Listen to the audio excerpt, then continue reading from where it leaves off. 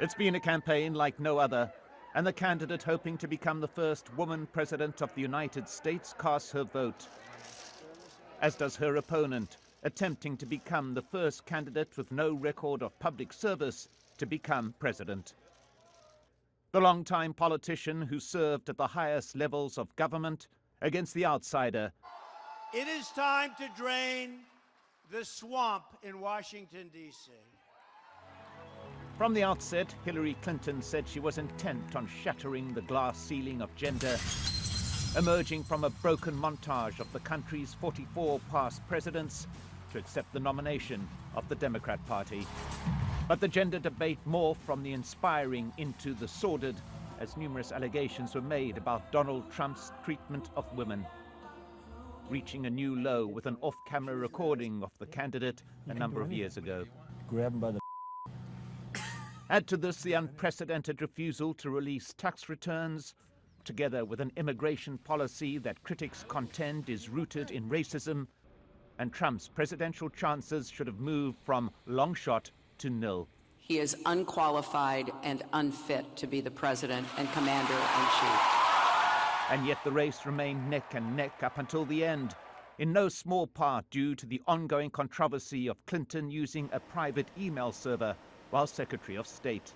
Crooked Hillary Clinton. And believe me, folks, she is crooked. But for many, the most disturbing moment in a campaign packed with incident was Donald Trump's apparent rejection of the most basic democratic concept. The loser concedes to the winner, and that the country comes together in part for the good of the country. Are you saying you're not prepared now to commit to that principle? What I'm saying is that I will tell you at the time. I'll keep you in suspense. The shattering of a fondly held democratic tradition epitomized by the monument to Abraham Lincoln is a lasting hallmark of a campaign that ends with one ugly promise. The winner will become the leader of a people divided more than at any time since the Civil War. 1.5 centuries ago, a president began the healing with an impassioned call for national unity. When Trump visited the battlefield at Gettysburg, he sounded more like a fighting general than presidential peacemaker. It's a contract between Donald J. Trump and the American voter, and it begins with bringing honesty, accountability, and change to Washington, D.C.